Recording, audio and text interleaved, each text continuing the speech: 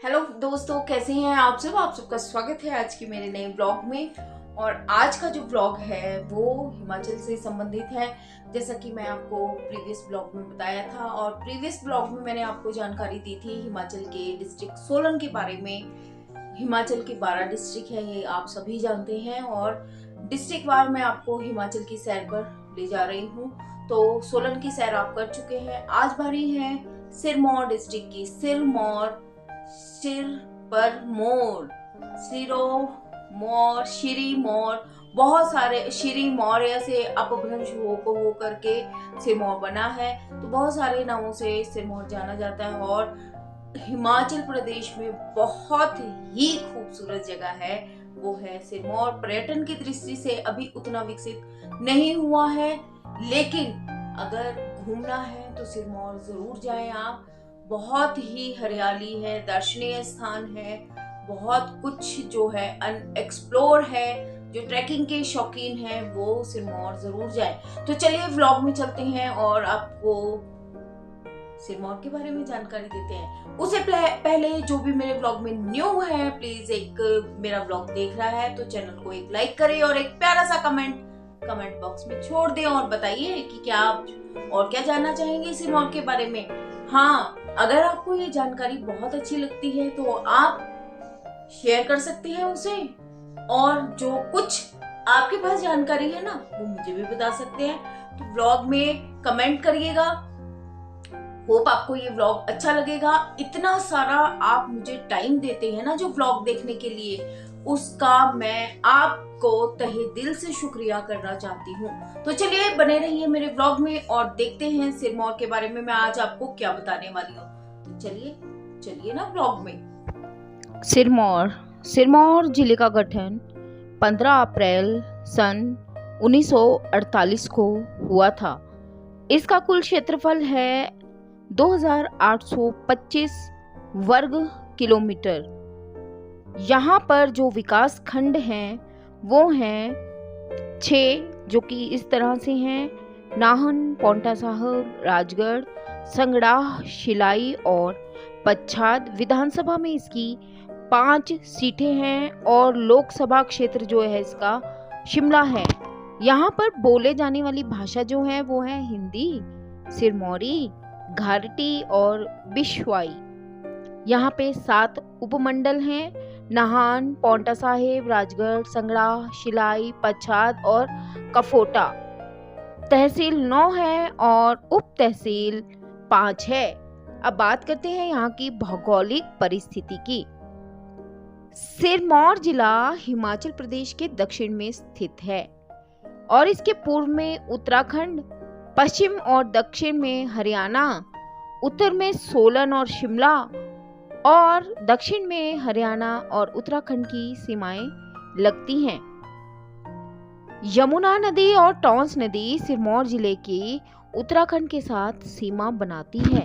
सिरमौर जिला गिरिपार यानी कि ट्रांसगिरी और गिरिआर यानी कि सिसगिरी 2 भागों में बांटा जाता है सिरमौर को, क्योंकि जो गिरी नदी है ना वो सिरमौर के बीच में बहती है और उसे 2 भागों में बांट देती है।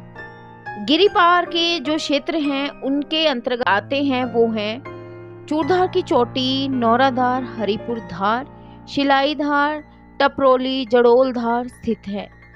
और जो चूड़धार है वो सिरमौर की सबसे ऊंची चोटी है।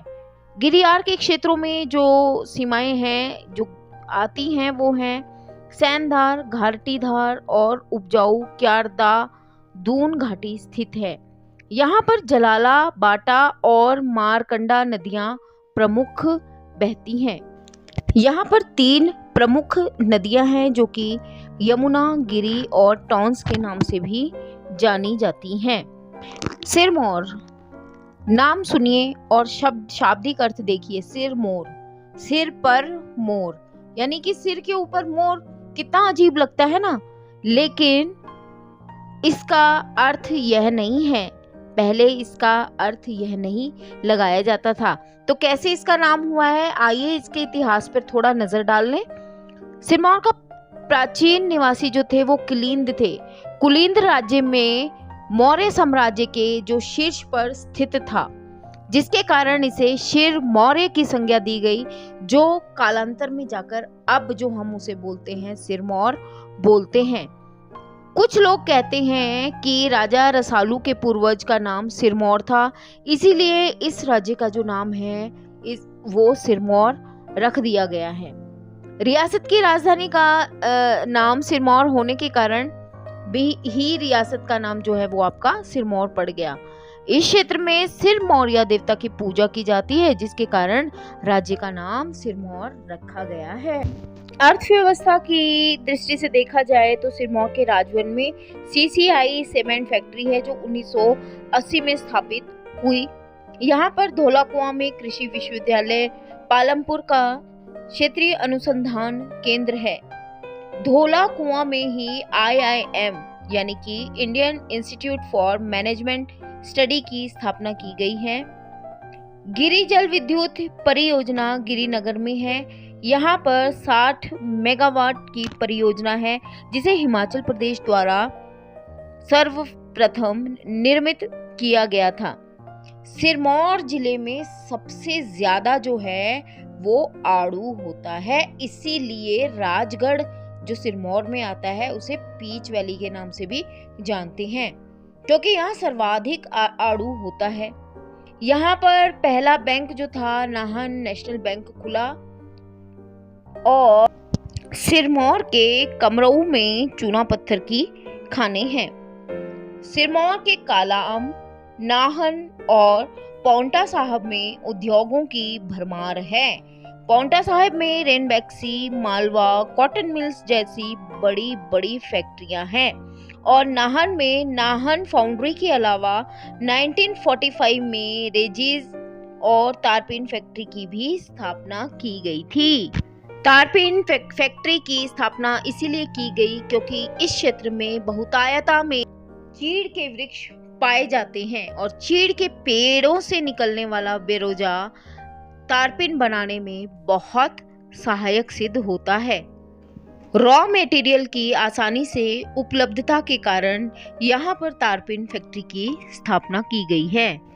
सिरमौर के ही जिले में रेणुका झील स्थापित है, जो कि हिमाचल प्रदेश की सबसे बड़ी प्राकृतिक झील है। रेणुका जी भगवान परशुराम की जन्मस्थली भी है। यहाँ पर रेणुका मेला लगता है। हिमाचल प्रदेश के निर्माता डॉक्टर YS परमार का जन्म बागथन के चन्हालग गांव में 4 अगस्त 1906 को हुआ था। वह हिमाचल प्रदेश के प्रथम मुख्यमंत्री थे। यहाँ के लोक नाट्यों में स्वांग और करियाला प्रसिद्ध हैं। यहाँ पर जो वन्य जीव हैं, विहार हैं, रेणुका जी जो है वो शेरों के लिए प्रसिद्ध है और एक है सिलवाड़ा। यहाँ की किंकरी देवी को पर्यावरण संरक्षण के लिए राष्ट्रीय पुरस्कार प्रदान किया गया है। वह संगड़ा तहसील की रहने वाली हैं।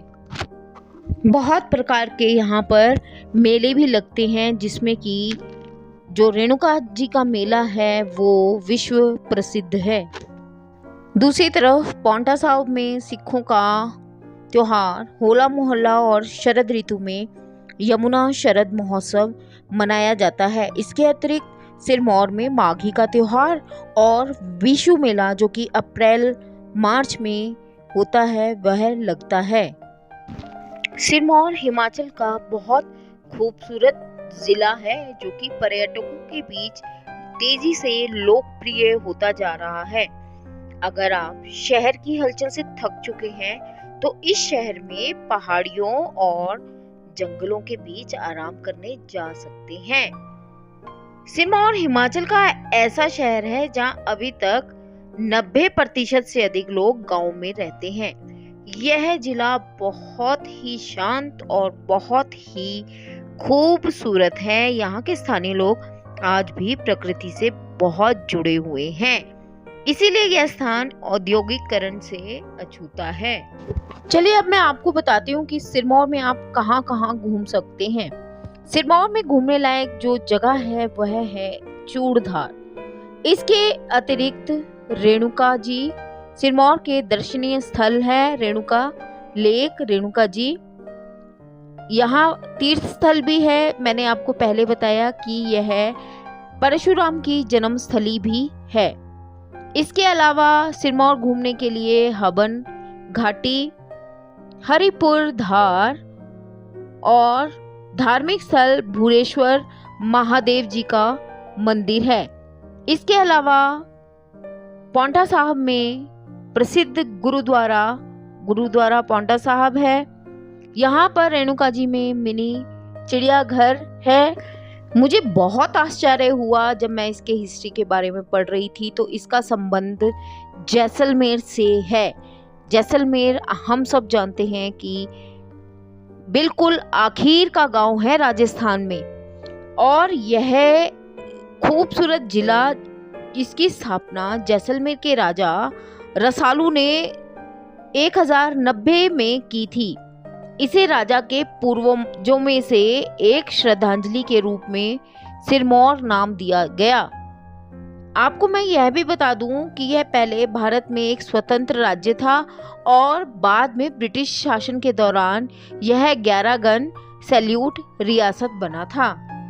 नाहन आप जा सकते हैं। यह अपने हरे भरे जंगलों और ट्रैकिंग के लिए प्रसिद्ध है। यहाँ पर एक प्रमुख जगन्नाथ जी का मंदिर भी है जो बहुत पवित्र माना जाता है लोगों के बीच। इसके अलावा यहाँ पर शिवालिक फॉसिल पार्क साकेत भी स्थित है। त्रिलोकपुरी मंदिर भी सिरमौर में स्थित है। अगर आप यहाँ घूमने की योजना बना रहे हैं तो जून से लेके अक्टूबर तक आप किसी भी समय सिरमौर घूमने जा सकते हैं। सिरमौर आप सड़क, रेल और हवाई मार्ग से आ सकते हैं। हवाई मार्ग से आने के लिए निकटतम हवाई अड्डा चंडीगढ़ है जो कि नाहन से 120 किलोमीटर दूर है। अगर रेल से आ रहे हैं तो निकटतम रेलवे स्टेशन आपको बड़ोग रेलवे स्टेशन जो कि सोलन में स्थित है वो पड़ेगा। उससे आप आगे आना है सिरमौर की तरफ तो कोई प्राइवेट व्हीकल यानी टैक्सी किराए पर ले सकते हैं। सड़क मार्ग से आप कहीं से भी सिरमौर पहुंच सकते हैं। चंडीगढ़ से भी, सोलन से भी, कहीं से भी आप सड़क मार्ग से सिरमौर पहुंच सकते हैं। जो साहसिक गतिविधियों का शौक रखते हैं और चूड़धार ट्रैक करना चाहते हैं, जाना चाहते हैं, वह भी जून से अक्टूबर के बीच आ सकते हैं। उसके बाद आने पर आपको बर्फ से आच्छादित पहाड़ियाँ ही दिखेंगी। बहुत बर्फ पड़ती है। चूड़धार सिरमौर की सबसे ऊंची चोटी है, इस कारण वहाँ पर बहुत ज़्यादा बर्फ पड़ती है। होप आपको मेरे द्वारा दी जानकारी अच्छी लगी होगी। अच्छी लगी तो एक लाइक कीजिएगा और एक प्यारा सा कमेंट छोड़िएगा। तो मिलते हैं फिर किसी और जिले के बारे में जानकारी के साथ। तब तक के लिए मैं दीपशिखा। बाय बाय दोस्तों।